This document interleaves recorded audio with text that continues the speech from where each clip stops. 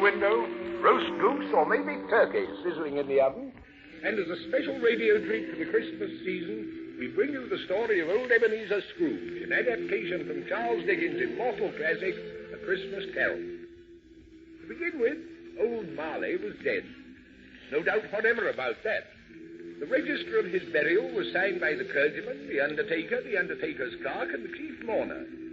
Scrooge signed it, and Scrooge's name was good on change for anything he chose to put his hand to. Old Marley was dead as a doornail.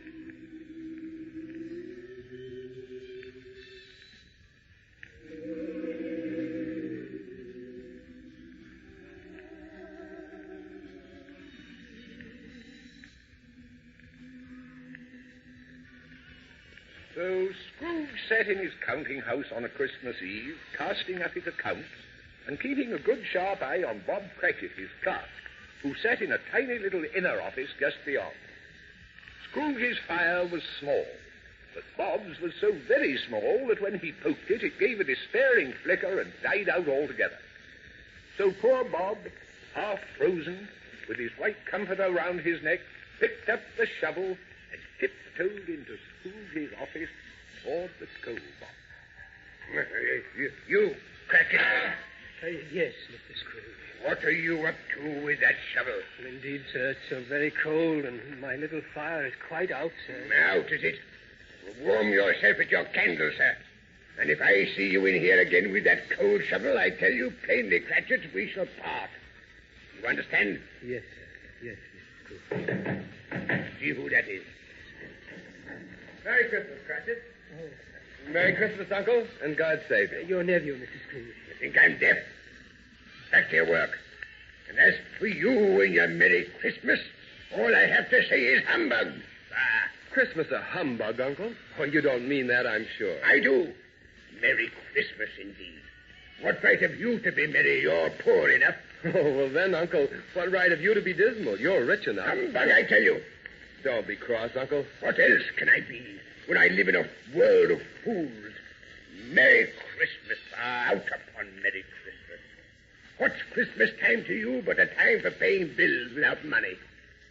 A time for finding yourself a year older and not an hour richer. But if I could have my way, every last idiot that goes about with Merry Christmas on his lips should be boiled in his own pudding and buried with a stake of holly through his heart, he should. Good heavens, Uncle. You keep Christmas in your own way, nephew, and let me keep it in mine. But you don't keep it. Very well, then let me leave it alone.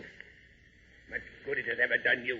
Well, if by good you mean profits, I agree, Uncle. But I've always thought of Christmas time as a good time. A kind, forgiving, charitable, pleasant time. The only time in the year when men and women seem to open their hearts freely and think of those below them. And therefore, Uncle, though it has never put a scrap of gold or silver in my pocket, I believe that it has done me good and will do me good. And I say, God bless it. And so do I. Hear, hear. Let me hear another sound from you, Cratchit, and you'll keep your Christmas by losing your situation. Don't be angry with poor Bob Cratchit, Uncle. Come and dine with us tomorrow. Good afternoon, nephew. Roast goose, Uncle. Games and such a jolly crowd. Good afternoon, sir. Oh, I don't want anything from you, Uncle. I don't want to ask you for a thing. Why can't we be friends? Good afternoon. I'm sorry, Uncle, but I came here because it's Christmas, and I'll keep my Christmas humor to the last. So, a Merry Christmas to you. Good afternoon. And a Happy New Year, too. Oh, I beg your pardon, sir. I'm Paul and Darley. Scrooge and Marley. Good day to you. Good day. Scrooge and Marley's, I believe. Mr. Marley has been dead these 7 years. He died 7 years ago this very night. I have no doubt his liberality is well represented by his surviving partner. Indeed. At this festive season of the year, Mr. Scrooge, it is more than usually desirable that we make some provision for the poor and destitute who suffer greatly at the present time. Many are in want of common comforts, sir. Many more. Are there no prisons, sir? Prison? And the workhouse? Are they not still in operation? They are. I wish I could say they were not. The treadmill and the poor law are in full vigor. Both very busy, sir. You relieve me, sir. I was afraid from what you said at first that something had occurred to stop them in their useful course. A few of us, sir, are endeavoring to raise a fund to buy the poor some meat and drink and a little warmth. We choose this time because of all others it is a time when want is most keenly felt and abundance most rejoices. What may I put you down for, Mr. Scrooge? Nothing. Ah, you wish to be left anonymous. I wish to be left alone. I don't make merry myself at Christmas, and I can't afford to make idle people merry. I help to support the establishments I have mentioned. They cost enough, and those who are badly off must go there. Many can't, and many would rather die. That's no affair of mine. It's enough for a man to understand his own business and not interfere with other people's. Mine occupies me constantly. Good afternoon, sir. Really, sir? Good afternoon, sir. That's it. The door. Idle, good for nothing. Wonder we're not all murdered in our beds. Meat and drink for the poor, indeed. They'll be wanting clothes next. Well, sir? If you please, sir. It's closing time. You'll want all day tomorrow, I suppose. It's quite convenient. It's not convenient. More than that, it is not fair. If I was to dock you £0.50 for it, you'd think yourself ill-used. Oh, well, sir... And yet you don't think me ill-used when I pay a day's wages for no work. Christmas only comes once a year, sir. A poor excuse for picking a man's pocket every 25th of December. Are the shutters up? Yes, sir. It's past half hour. And the street door locked? I'll throw the catch when I leave. Then be off, be off. Oh. If you must have the whole day tomorrow, you must. But mind you're here all the earlier the next morning. Yes, sir. Good night, sir. And Merry Christmas, Mr. Scrooge. Bah.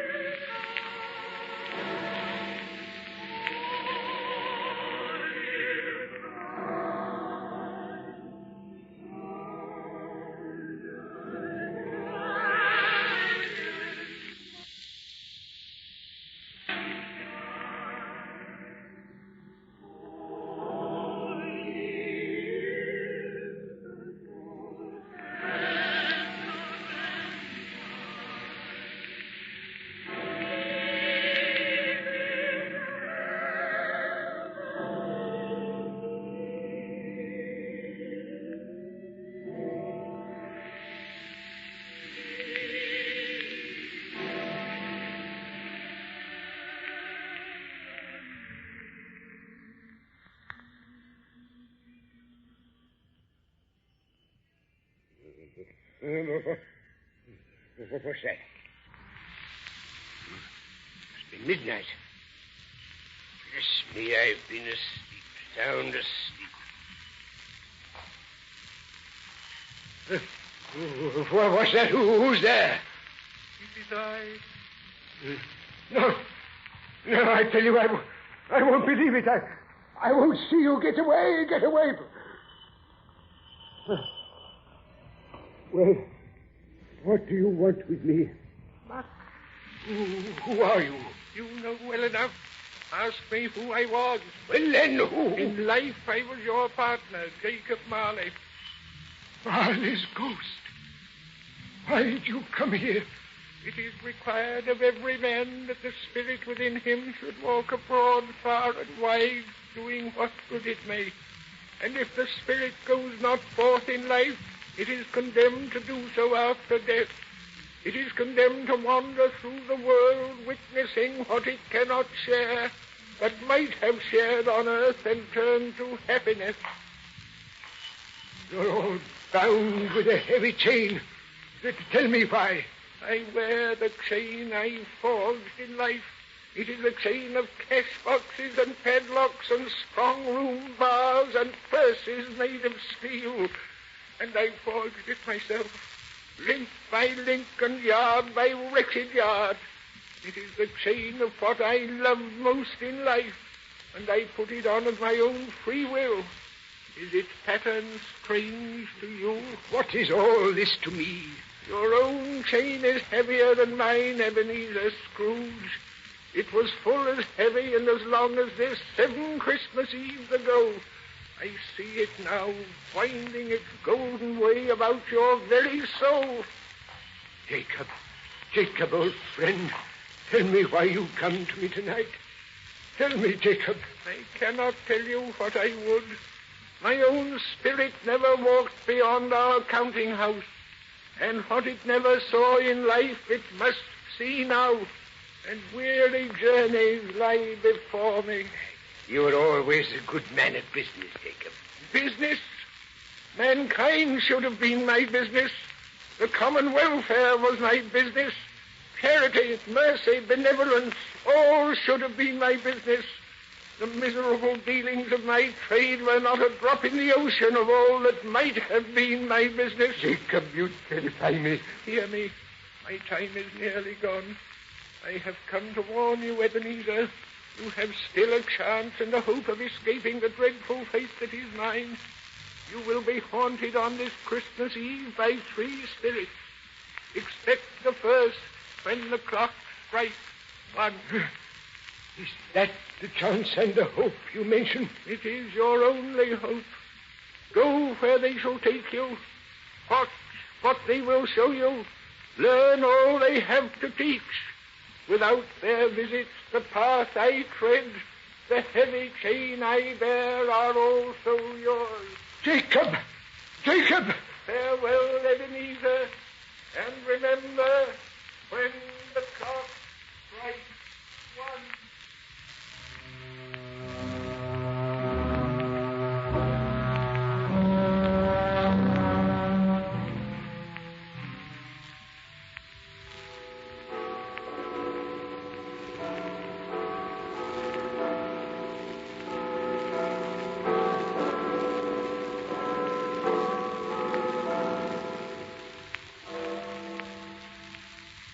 I am the ghost of Christmas past, your own past. Are you the spirit whose coming was foretold to me? I am. I come to make clear to you the things that were, the joy and the freshness and the light and the love, before they were put out by the dark cloud of the world. Come with me and have no fear.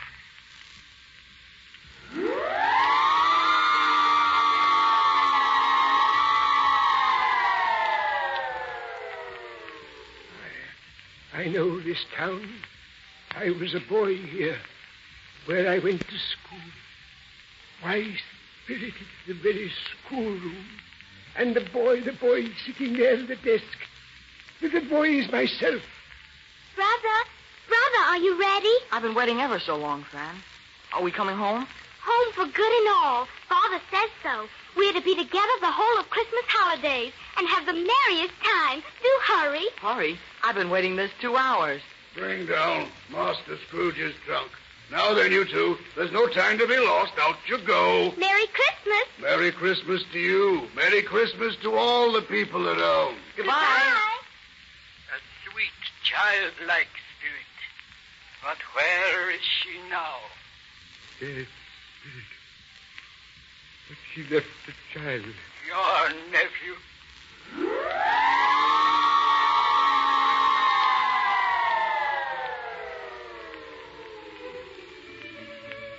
Why, what's this? What's this, eh? Another Christmas Eve. Do you know the place? Know it? I should say I do. It's old Fezziwig's, where I was an apprentice years and years ago. Look, there I am carrying the shutters, and there's old Fezziwig himself. Come now, boys, come now.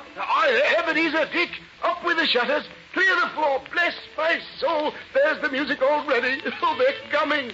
They're almost at the door. Where's the cold roast? That's it. They're on the sideboard. Bless my soul. Here they are.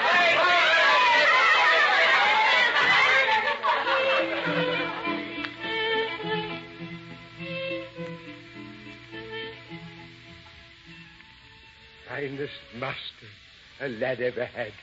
Finer than the surviving partner of Scrooge and Marley, do you think?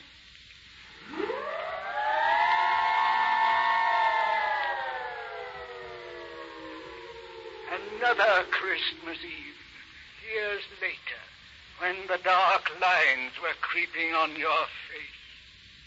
Did you think she would not see? Spirit, take me away.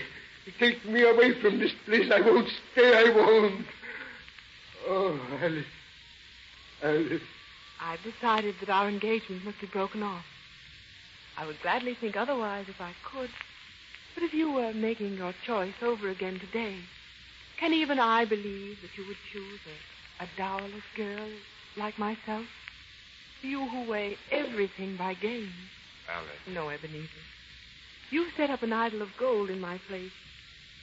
I release you with a full heart for the love of him you once were. You may, the memory of what is past makes me hope you will, have pain in this. A very, very brief time, and you will dismiss the recollection of it as an unprofitable dream from which it was well you awoke. May you be happy in the life you have chosen. Spirit, show me no more. Take me home to... Why do you delight to torture me? One shadow more. No more, no more. Take me away.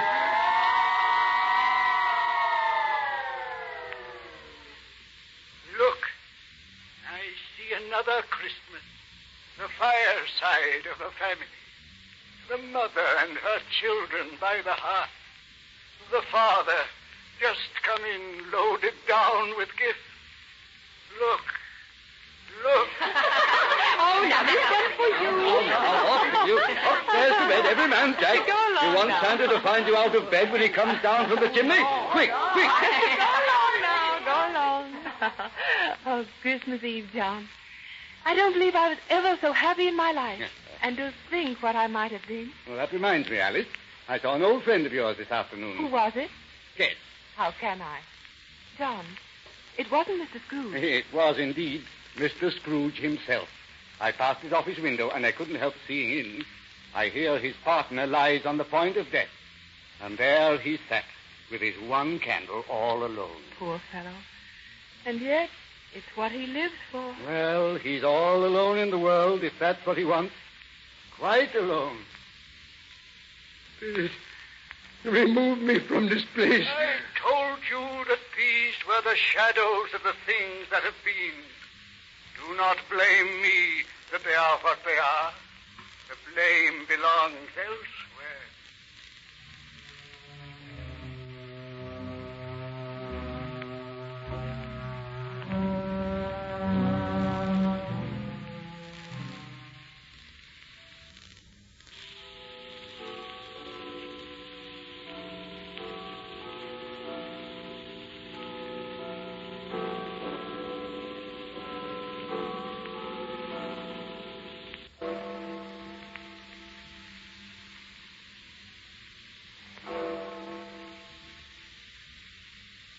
I am the ghost of Christmas present.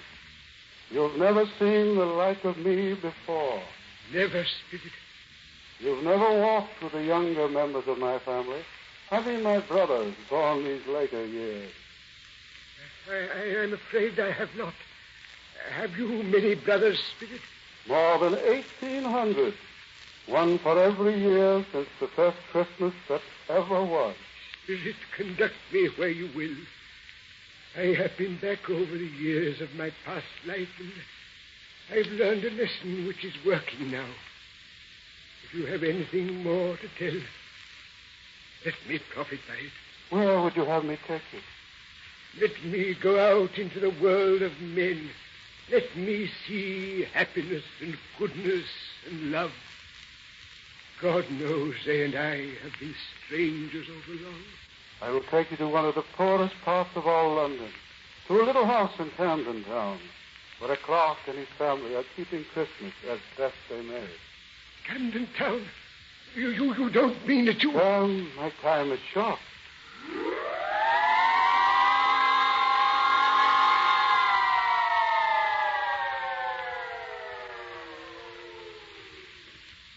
Look, he's coming down the street now. There. That's the man. You know him? Know him? I should say I do. It's my clerk, Bob Cratchit. Bob! Quiet.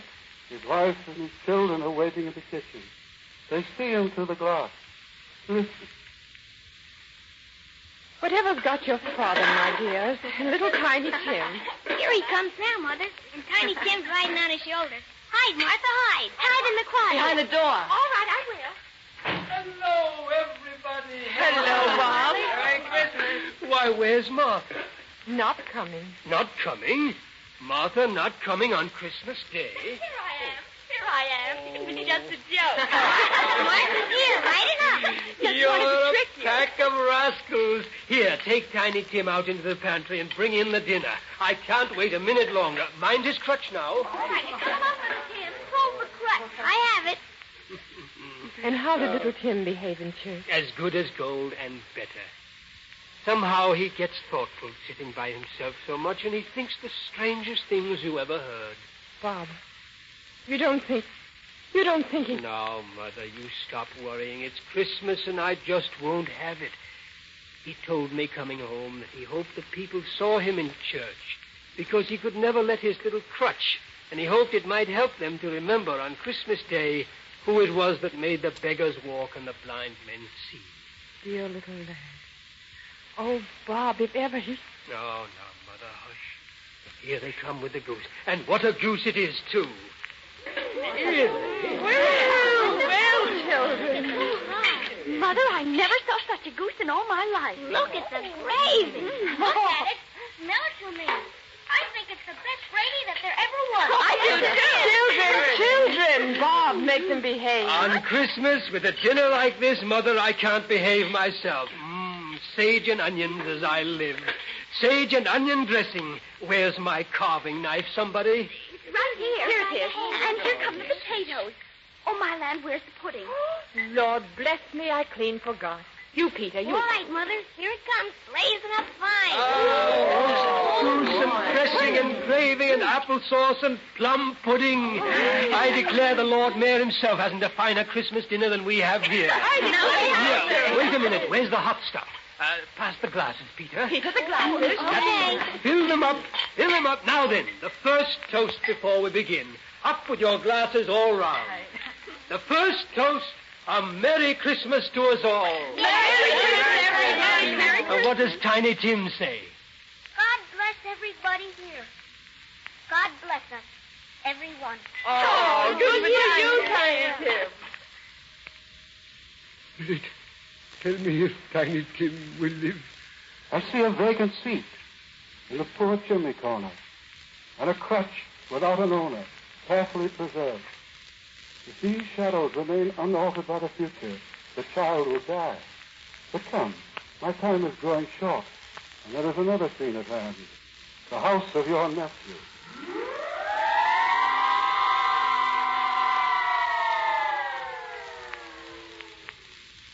Why, it's my nephew's house.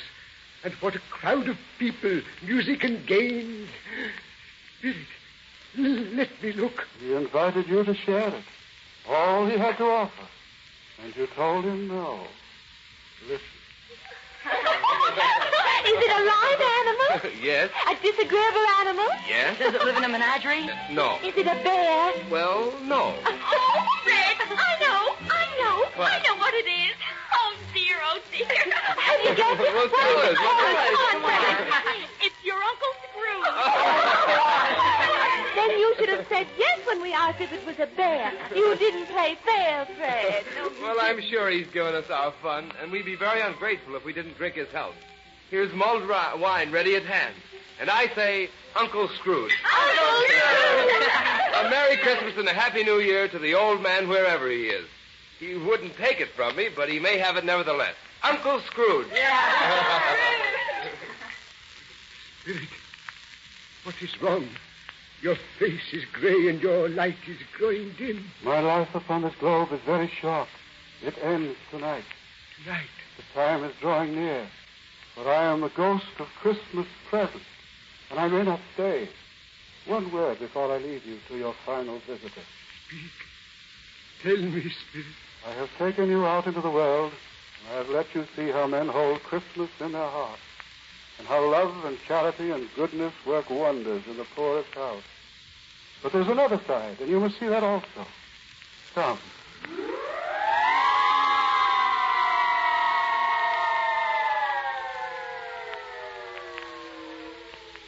Look, there in the darkness of that darkest alley.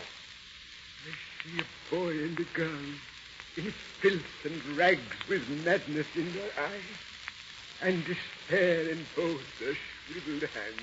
They're the children of the poor, the outcasts of man. This boy is ignorant. This girl is want. Beware them both. But most of all, beware this boy. For on his brow I see that written which is doom, unless the writing be erased. Deny it if you can. Leave them as you have left them too long, and bide the end. Spirit, have they nowhere to go? No refuge anywhere? Are there no prisons? Are there no workhouses?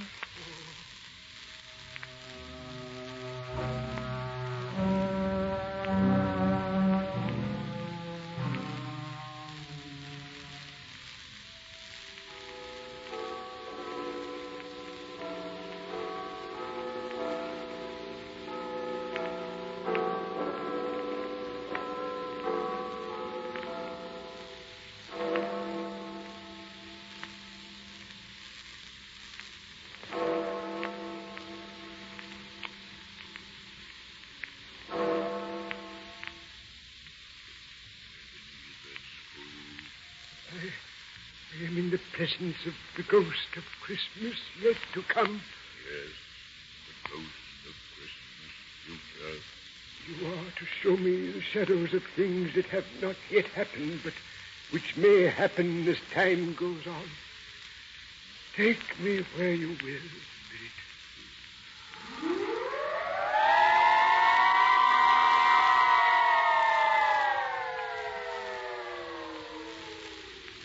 Spirit, this is my place of business.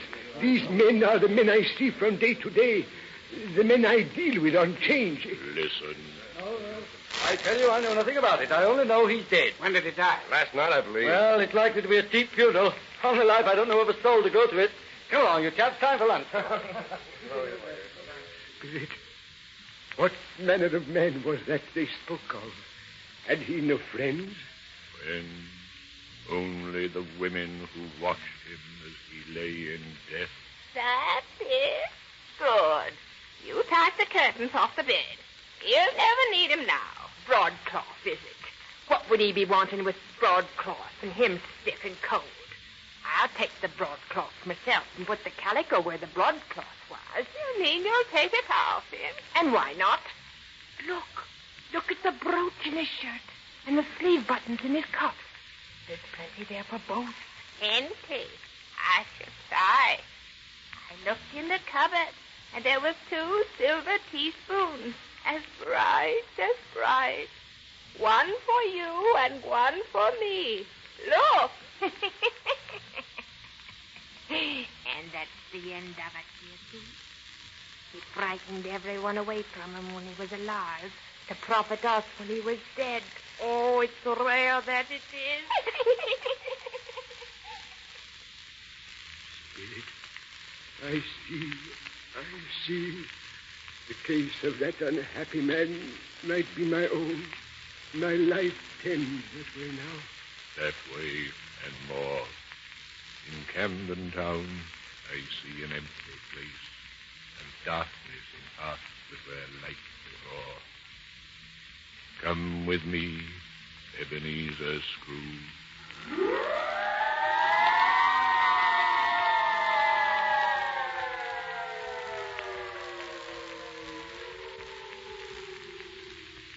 Spirit, no, not Tiny Tim. Fire is low on the hearth, and the mother and her children are waiting once more for the father to come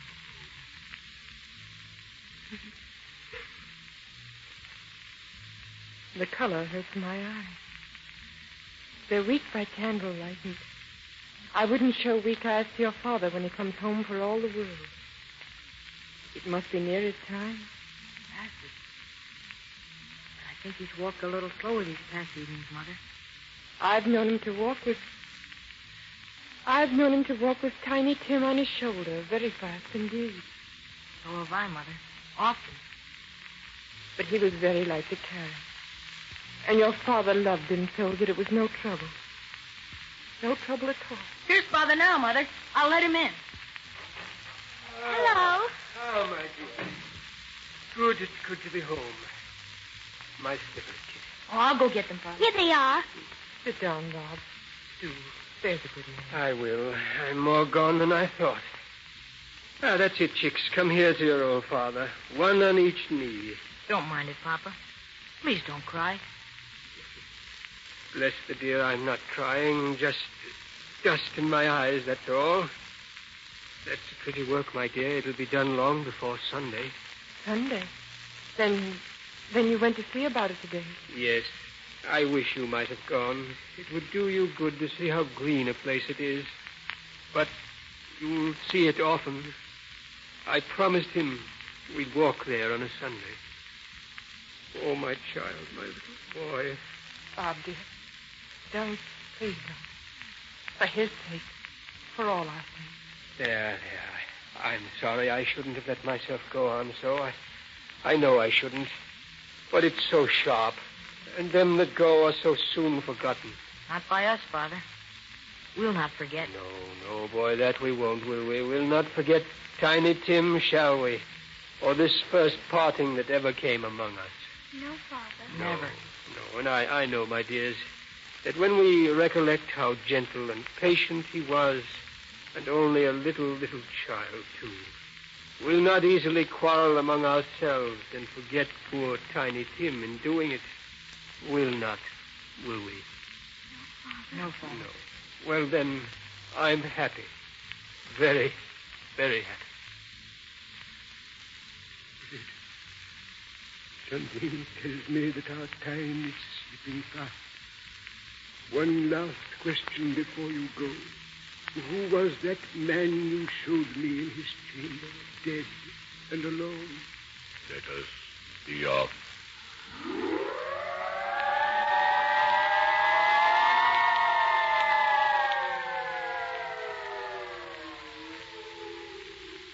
I see a lonely grave in some far corner of the churchyard, covered with weeds, where feet of living men can hardly go. There is a name upon the stone. Spirit, before I look, answer me one question more. Are these things the shadows of things that will be, or of things that may be only? Men's courses foreshadow certain ends, to which, if persevering, they must lead. If the courses be departed from, the ends will change. Spirit, I am not the man I was. I will be the man I might have been. It is not too late. It cannot be too late. Why do you bring me here if there is no hope? Tell me I may change these shadows by an altered life. Look down and see what name is written on the stone. No, Spirit, no, I will honor Christmas in my heart and keep it all the year. I will live in the past, the present, and the future. The name that is written is your name. No, I tell you, no. I love it out. I wash it away. It's not mine. Not mine, do you hear? It will change from this night on. Spirit! Spirit!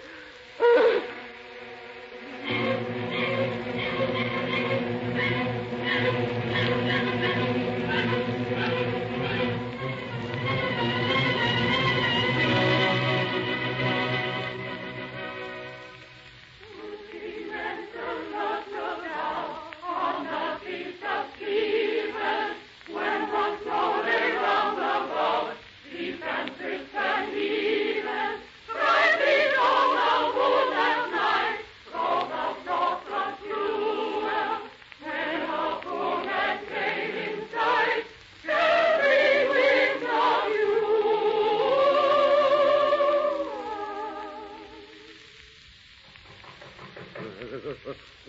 What's that? What's that? Bless me, I fell asleep. Why, morning, Christmas morning. I've slept the whole night through in my office. Coming. Merry Christmas to you, sir. Merry Christmas to you, too, my boy. Here's your turkey, sir. The biggest one we've got. I didn't order the turkey. You didn't? No. But stop a bit. I will, though. Are you from the poultry shop on the corner, the one with the prize turkey? Yes, sir. And not the little prize turkey, you know, the big one. Oh, yes, sir. It's there. Right enough it is, sir. No one's taken it yet. You go and get it. You don't mean it, sir. Oh, yes, I do. I'm in earnest. Come back with a man to carry it, and I'll give you a shilling. Come back with him in less than 5 minutes, and I'll give you half a crown. Oh, yes, sir, yes. My gracious, how that boy can run. Good morning, Uncle. Why, nephew, bless me, it's Fred. I've come back once more, Uncle, to wish you a Merry Christmas and to ask you to come to dinner. My wife says she won't take no for an answer. My dear boy, I shall be perfectly delighted. I've come with pleasure. What? You will? Uncle, are you sure you... No offense, you know, sir, but are you sure you're well? Oh, yes, indeed. Better than I've ever been in my life. And do you know what I've just done? I've ordered a turkey for Cratchit. What? He shan't guess who sent it. It will be the death of me. It's immense, Fred. Twice the size of Tiny Tim. Sending it to Bob. What a joke that will be. But heavens, Uncle, you're not well. Really, you aren't. I've never seen you like this. It's a fever. Back into bed while I fetch a surgeon. Quick, Uncle. That's a nonsense. But I tell you who you can fetch. Get me the gentleman who came in here yesterday asking me for funds. Tell him to come here now and he won't regret it. But stop. Wait. Here's the best joke of all. Well, what is it? Do you know what I'm going to do tomorrow? I'm going to get here to the office before Bob Cratchit if it's the last act of my life. I'll be sitting here at my desk, you know, like this. And he comes in the door like this. You, Cratchit? Yes, sir. Yes, Mr. Scrooge. You're late. What do you mean by coming in this time of the day? Indeed, sir. It's only just past the hour. It's only once a year, sir. It shan't be repeated upon my honor. I was making rather merry yesterday, sir. Now, I tell you what, my friend. I'm not going to stand this sort of thing any longer. And therefore... Mr. Scrooge, please, sir. Therefore, I say, I am about to raise your salary. Mr. Scrooge. Merry Christmas, Bob. Merrier Christmas than I've given you in many a year. I'll raise your salary and take care of Tiny Tim. And more than that, we'll discuss your affairs this very afternoon over a smoking hot bowl of punch. Make up the fire and buy another scuttle of coal before you dot another I, Bob Cratchit. Mr. Scrooge, I hardly know what to say. You don't? Well, I do. And so does that fine little youngster of yours at home, Tiny Tim. He'll know what to say, Bob. God bless us all. God bless us, everyone.